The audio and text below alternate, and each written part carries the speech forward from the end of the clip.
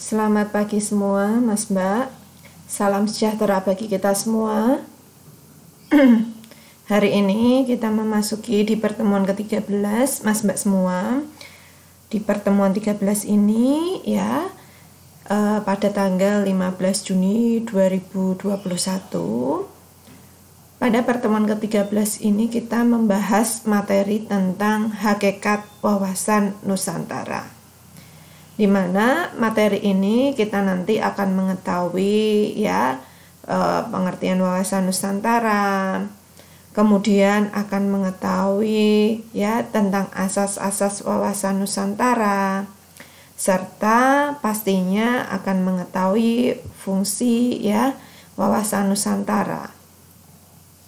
Mas Mbak semua ya, di sini kita akan mengetahui pengertian dari hakikat wawasan Nusantara. Hakikat wawasan Nusantara ya, hakikat atau intisari dari wawasan Nusantara adalah keutuhan dan kesatuan nasional yang meliputi persatuan bangsa dan kesatuan wilayah. Secara luas, hakikat wawasan Nusantara dapat diartikan sebagai sebuah cara pandang yang selalu utuh menyeluruh dalam lingkup Nusantara demi kepentingan nasional. Inilah Mas Mbak semua yang dinamakan hakikat wawasan Nusantara, di mana hakikat wawasan Nusantara ini pastinya menjadi kesatuan nasional yang benar-benar utuh ya, pastinya meliputi persatuan bangsa dan kesatuan wilayah. Menurut pandangan ini, wilayah Negara Kesatuan Republik Indonesia (NKRI) yang meliputi darat, laut, dan udara merupakan satu kesatuan politik, ekonomi, sosial, budaya, dan pertahanan keamanan. Selain itu, masyarakat Indonesia termasuk aparatur negara secara keseluruhan adalah tulang punggung kesatuan negara Indonesia. Oleh sebab itu, kita didorong untuk memiliki pengetahuan tentang bangsa sendiri dan menganggap persatuan dan keragaman sebagai substansi kehidupan nasional. Wawasan Nusantara diharap dapat mewujudkan cara pandang yang sama bagi seluruh warga negara Indonesia. Tentunya demi terciptanya kesepahaman dan satu hati untuk mewujudkan cita-cita nasional. Inilah Mas Mbak semua pengertian wawasan Nusantara, pastinya di mana wawasan Nusantara ini merupakan wujud dari cara pandang yang sama bagi seluruh warga negara Indonesia. Nah, untuk asas wawasan Nusantara, Mas Mbak semua, asas wawasan Nusantara merupakan ketentuan ya, ketentuan kaidah-kaidah dasar yang harus dipatuhi, ditaati, dipelihara ya, dan diciptakan demi taat dan setianya komponen pembentuk bangsa Indonesia, suku bangsa atau golongan terhadap kesepakatan bersama ya.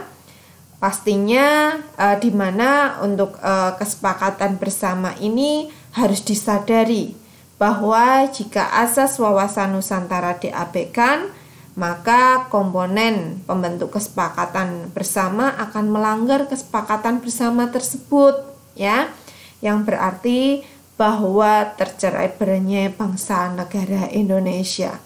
Mas Mbak semua, inilah asas wawasan Nusantara, dan pastinya ketika kita mengetahui wawasan Nusantara tadi ya, di mana asas wawasan Nusantara ini pastinya kita sudah pahami, pastinya untuk komponen pembentuk kesepakatan bersama, pastinya untuk di mana ketika tidak terjadi kesepakatan bersama maka akan tercerai-berai, seperti itu ya.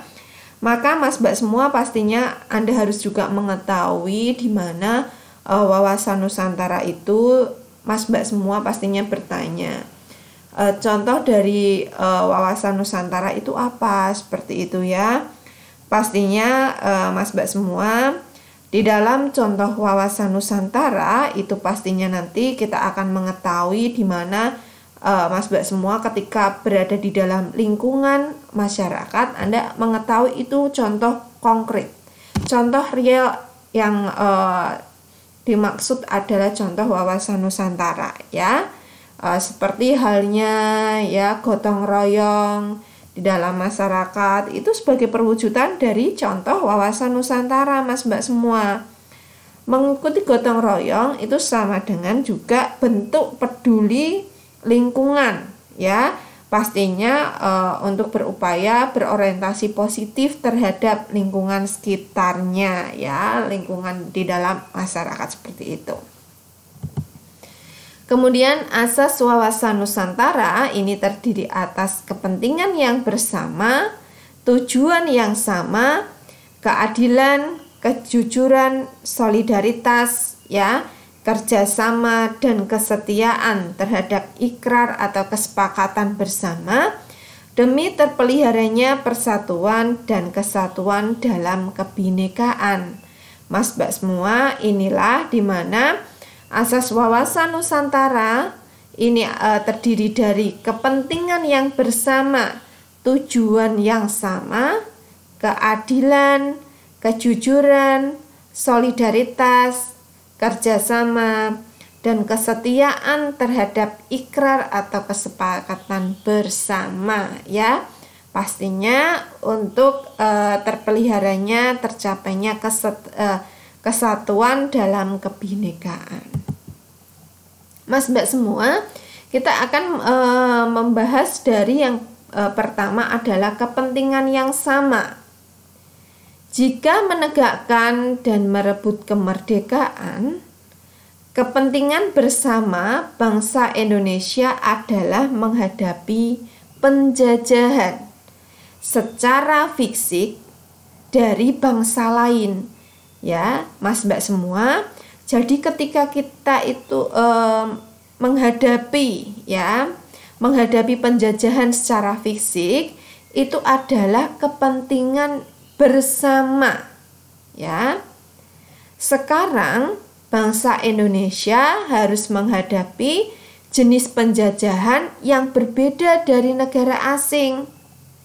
Misalnya, kehidupan dalam negeri bangsa Indonesia mendapatkan tekanan dan paksaan baik secara halus maupun kasar dengan cara adu domba ya, dan pecah belah bangsa dengan menggunakan dalih hak asasi manusia, demokrasi, dan lingkungan hidup. Sementara itu, tujuan yang sama adalah tujuan yang tercapainya kesejahteraan dan rasa aman yang lebih baik daripada sebelumnya. Mas Mbak semua, inilah kepentingan yang sama, di mana kepentingan yang sama, kepentingan bersama itu pastinya kepentingan bangsa Indonesia dalam menghadapi penjajahan secara fisik. Akan tetapi, Mas Mbak semua, Anda sekarang mengalami ya, pastinya di dalam kehidupan di negeri bangsa Indonesia ini pastinya adanya tekanan dan paksaan ya, baik secara halus maupun kasar ya, dengan cara adu domba. Nah, inilah merupakan kepentingan yang sama. Nah, di mana kepentingan yang sama ini pastinya ada tujuannya, yaitu pastinya tujuan yang tercapai untuk kesejahteraan dan rasa aman yang lebih baik daripada sebelumnya. Ketika kita itu hidup, Mas Mbak semua, bermasyarakat, rasa aman itu sangat dipentingkan ya, rasa aman. Jadi ketika kita mau beraktivitas apa saja, rasa aman Itu harus sangat diutamakan Mas Mbak semua ya. Keadilan. Keadilan yang berarti bahwa kesesuaian pembagian hasil dengan andil, jerih payah usaha, dan kegiatan-kegiatan baik orang perorangan, golongan, kelompok maupun daerah. Inilah keadilan Mas Mbak semua. Di mana keadilan ini pastinya pembagian hasil sesuai dengan yang adil ya, jerih payah usaha. Nah, inilah Mas Mbak semua keadilan. Kemudian selanjutnya adalah kejujuran. Ya, kejujuran. Kejujuran yang berarti keberanian berpikir, berkata, dan bertindak sesuai realita, serta ketentuan yang benar biarpun realita atau ketentuan itu pahit dan kurang enak didengarnya. Mas Mbak semua, namanya jujur itu harus diutarakan, harus benar-benar sesuai realita. Karena sesuai realita itu walaupun pahit itu harus disampaikan ya, harus diutarakan seperti itu. Demi kebenaran dan kemajuan bangsa negara. Hal ini harus dilakukan. Mas Mbak semua, yang namanya jujur itu tidak harus menyenangkan. Kadang jujur juga kurang enak didengar, itu pasti ya. Nah, tetapi di mana kejujuran ini pastinya untuk kebenaran dan kemajuan bangsa dan negara. Mas Mbak semua ya. Setelah Anda mengetahui keadilan, kejujuran, nah di sini akan mengetahui solidaritas yang selanjutnya ya. Yang berarti bahwa diperlukan rasa setia kawan, mau memberi dan berkorban bagi orang lain tanpa meninggalkan ciri dan karakter budaya masing-masing. Solidaritas Mas Mbak semua. Di mana solidaritas ini pastinya diperlukan rasa setia kawan ya. Rasa bersama, rasa benar-benar kita itu jadi satu seperti itu ya. Benar-benar kita itu solid seperti itu. Namanya solid itu ya setia kawan ya, pastinya mau memberi dan berkorban ya, itulah ya namanya solidaritas. Kemudian kerjasama. Kerjasama berarti adanya koordinasi, saling pengertian yang didasarkan atas kesetaraan kerja kelompok, baik kelompok yang kecil maupun kelompok yang besar, dapat dicapai demi terciptanya sinergi yang lebih baik. Ya, inilah kerjasama. Di mana kerjasama ini Mas Mbak semua pastinya harus didasarkan atas kesetaraan kerja kelompok ya. Karena kerjasama pastinya lebih dari satu orang ya. Yang namanya kerjasama itu harus kerja kelompok, baik kelompok yang kecil maupun kelompok yang besar ya. Kemudian pastinya untuk menciptakan ya, demi terciptanya sinergi yang lebih baik. Nah, ini adalah yang selanjutnya kesetiaan Mas Mbak semua. Kesetiaan terhadap kesepakatan bersama untuk menjadi bangsa dan mendirikan negara Indonesia yang dimulai dengan dicetuskannya dan dirintis oleh Budi Utomo pada tahun 1908, Sumpah Pemuda tahun 1928, dan Proklamasi Kemerdekaan 17 Agustus 1945. Kesetiaan terhadap kesepakatan bersama ini sangatlah penting dan menjadi tonggak utama terciptanya persatuan dan kesatuan dalam kebinekaan. Jika kesetiaan terhadap kesepakatan bersama ini goyah, apalagi ambruk, dapat dipastikan bahwa persatuan dan kesatuan dalam kebinekaan bangsa Indonesia akan berantakan pula. Ini berarti hilangnya negara kesatuan Indonesia.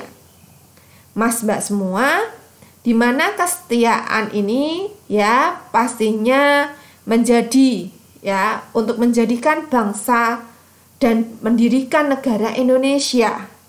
Ya, maka diperlukan kesetiaan Mas Mbak semua. Ya. Kemudian setelah Anda mengetahui kesetiaan ini, bahwa kesetiaan juga terhadap kesepakatan bersama ini sangatlah penting karena pastinya menjadi tonggak ya utama terciptanya persatuan dan kesatuan dalam kebinekaan. Nah, Mas Mbak semua, setelah Anda mengetahui dari kesetiaan itu tadi, kita lihat dari arah pandang wawasan Nusantara. Arah pandang wawasan Nusantara ini ada arah pandang ke dalam, arah pandang keluar, ya. Nah, Mas Mbak semua, pastinya kita di sini akan selalu mengkaji dari wawasan Nusantara, di mana wawasan Nusantara itu tadi kalau kita membahas sedikit ya tadi bahwa wawasan Nusantara itu contoh dari wawasan Nusantara di dalam kehidupan sehari-hari ya seperti itu tadi Mas Mbak semua ya, bergotong royong di dalam masyarakat. Pastinya di dalam gotong royong itu ya, di dalam bermasyarakat merupakan hal yang sangat positif. Kemudian juga kaitannya dengan beradaptasi dengan contoh lingkungan sosial sekitar, karena pastinya beradaptasi itu ya membutuhkan waktu dan membutuhkan kita meraba-raba ya, meraba-raba lingkungan di sekitar kita. Kemudian yang pastinya menjalin hubungan baik antar sesama anggota masyarakat ya. Pastinya juga mengemukakan pendapat demi kebaikan lingkungan sekitar tersebut. Itulah contoh dari wawasan Nusantara. Kemudian setelah Anda juga mengetahui dari contoh wawasan Nusantara itu tadi Mas Mbak semua, kita akan mengetahui dari arah pandang ke dalam. Nah, arah pandang ke dalam ini pastinya bertujuan menjamin perwujudan persatuan kesatuan segenap aspek kehidupan nasional, baik aspek alamiah maupun bangsa, aspek sosial. Arah pandang ke dalam mengandung arti bahwa bangsa Indonesia harus peka dan berusaha untuk mencegah dan mengatasi sedini mungkin faktor-faktor penyebab timbulnya disintegrasinya bangsa dan harus mengupayakan tetap terbina dan terpilihnya persatuan dan kesatuan dalam kebinekaan. Inilah arah pandang ke dalam. Kemudian arah pandang keluar. Arah pandang keluar ini adalah ditujukan demi terjaminnya kepentingan nasional dalam dunia yang serba berubah maupun kehidupan dalam negeri, serta dalam melaksanakan ketertiban dunia berdasarkan kemerdekaan, perdamaian abadi, dan keadilan sosial, serta kerjasama dan saling hormat menghormati. Arah pandangan keluar mengandung arti bahwa dalam kehidupan internasionalnya, bangsa Indonesia harus berusaha mengamankan kepentingan nasionalnya ya dalam semua aspek kehidupan, baik politik, ekonomi, sosial budaya, maupun pertahanan dan keamanan demi tercapainya tujuan nasional sesuai dengan yang tertera pada pembukaan Undang-Undang Dasar 1945. Inilah arah pandang keluar Mas Mbak semua, di mana arah pandang keluar ini pastinya mengandung arti bahwa dalam kehidupan internasionalnya ya, gitu Mas Mbak semua. Kemudian di dalam arah pandang keluar ini pastinya akan lebih spesifik, di mana di dalam aspek kehidupan baik politik, ekonomi, sosial, budaya maupun pertahanan dan keamanan, ini pastinya untuk tercapainya tujuan nasional sesuai dengan yang tertera pada pembukaan Undang-Undang Dasar 1945. Kemudian kita akan mengetahui juga dari kedudukan, fungsi, dan tujuan wawasan Nusantara. Kedudukan wawasan Nusantara dalam paradigma nasional berlandaskan pada Pancasila sebagai ideologi dan falsafah bangsa dan negara Indonesia. Berdasarkan pada Undang-Undang Dasar 1945 sebagai konstitusi negara, wawasan Nusantara dalam rupa visi nasional, ketahanan nasional sebagai kebijakan dan konsepsi nasional. Inilah kedudukan wawasan Nusantara, Mas Mbak semua. Kemudian kita akan mengetahui fungsi, kemudian dan tujuan ya.